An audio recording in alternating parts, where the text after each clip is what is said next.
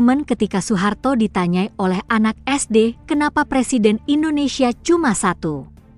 Diketahui, kisah hidup Presiden RI kedua Soeharto memang selalu menarik untuk disimak. Selama menjadi Presiden RI, Soeharto dikenal sebagai pemimpin yang cukup kontroversial. Di sisi lain, Soeharto juga tak jarang melakukan dialog tatap muka dengan rakyatnya. Seperti ketika Soeharto menggelar temu wicara untuk memperingati Hari Anak Nasional pada tahun 1994 silam di Istana Negara, Jakarta. Acara itu dihadiri anak-anak dari seluruh provinsi di Indonesia. Ada kejadian menarik saat acara tersebut berlangsung, seorang anak SD mendadak memberikan pertanyaan tak terduga ke Soeharto. Nama saya Leonardo Yatipai dari Irian Jaya. Di kabupaten mana kamu? Paniai. Hah? Paniai. Paniai. Kelas berapa sekarang? Baru naik kelas 6. Kelas 6 juga. Umurnya berapa? Ya. Umurnya berapa kamu? 12 tahun. 12 tahun, 6 persis ya. Lantas yang dari ini Kalimantan sampai Kalimantan? Ada? Kalimantan, coba ini. Yang dari Kalimantan ini. Berikan. Dari Kalimantan mana? Kalimantan Selatan. Kalimantan Selatan. Sudah kelas berapa? Naik kelas 6. Kelas 6. Kelas 6. Kemudian sekarang daripada anak-anak ini ingin punya cita-cita apa kelak kamu menjadi besar? Coba kamu. Wah, coba menjadi Presiden seperti Bapak. Oh, bagus. Tapi presidennya itu hanya satu, ya dah, ya. Seluruh Indonesia presidennya hanya satu. Jadi harus direbutkan oleh 190 juta. Kamu juga ingin jadi presiden? Ya. Ingin menjadi presiden juga? Ya. Ya, kalau tidak jadi presiden jadi apa? Jadi dokter. Jadi dokter. Wah, bagus, dokter itu kan. Sekarang dari antara anak-anak apa yang ingin menyampaikan sesuatu pada saya? Coba tanya. Nah, sana ini berbicara. Tanya, ini, berikan sana. Ya. Apa yang ingin sampaikan pada saya?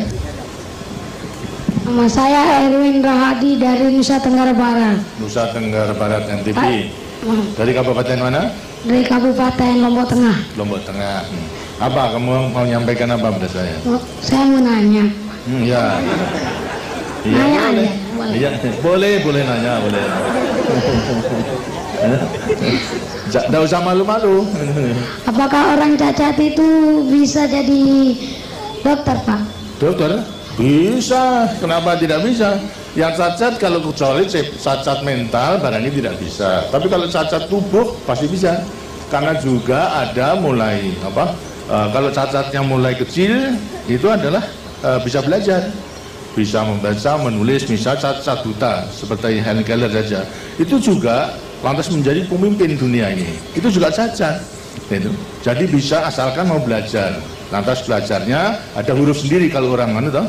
Orang cacat mata buta itu ada hurufnya sendiri. Jadi bisa gitu. Tidak perlu khawatir. Tadi ada anak-anak yang cacat tadi, ya, tidak perlu khawatir bahwa sholat cacat itu lantas tidak ada gunanya. Masih ada gunanya. Yang penting adalah semangatnya, semangat belajar, nanti semangat mengabdi kepada negara dan bangsa. Itu. Dan semangat untuk menolong sesama manusia. Semuanya bisa dalam batas kemampuannya masing-masing. Karena itu mulai kecil harus sudah mempersiapkan dirinya mempersiapkan itu. Mas, ya, siapa lagi? Ya, coba. Nama saya Ruri Prihatini Lubis dari Sumatera Utara, Kota Madia, Medan. Horas.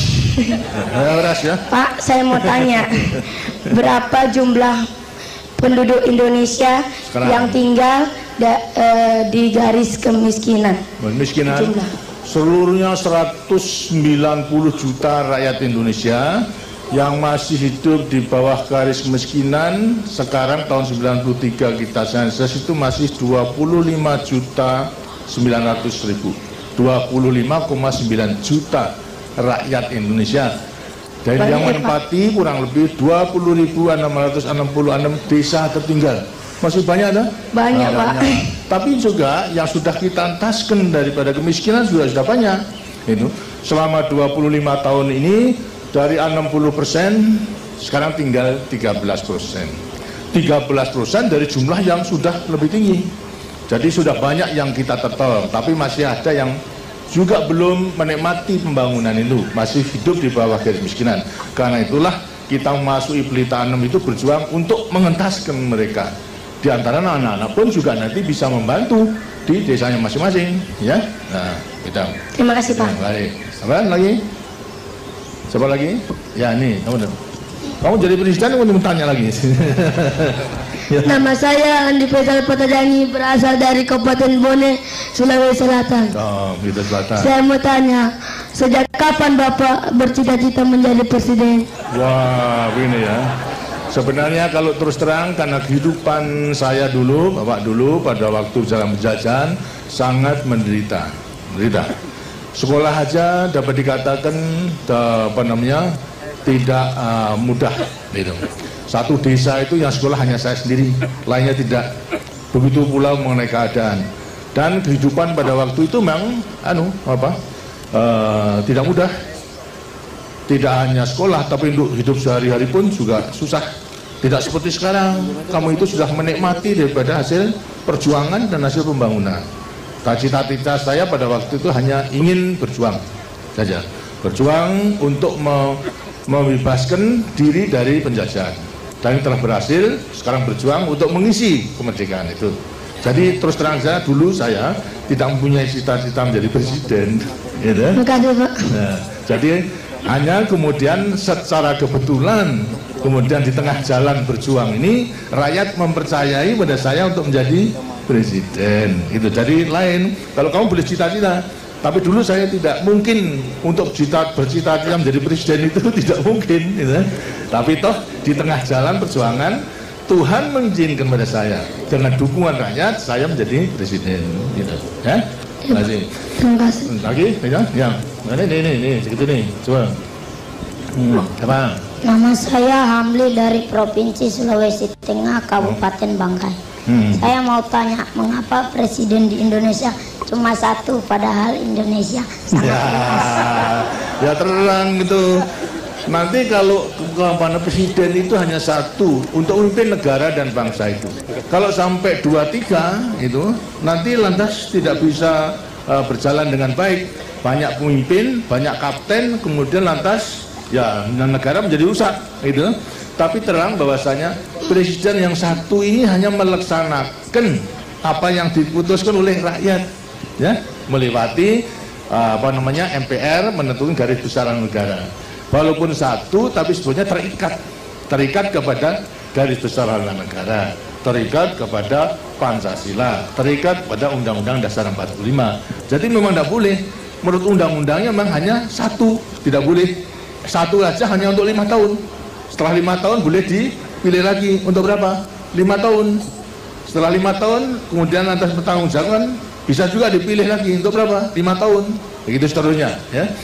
Nah, kenapa kamu tanya begitu? Kenapa? Siapa kamu tanya begitu? Siapa yang suruh, siapa? Karena hanya ingin tahu saja. Nah, kalau di rumah juga begitu, kan tidak ada bapak 2-3, ya kan? Bapaknya kan yang satu toh. Nah iya, yang memimpin rumah tangga ini bapak, hanya satu juga. Ya.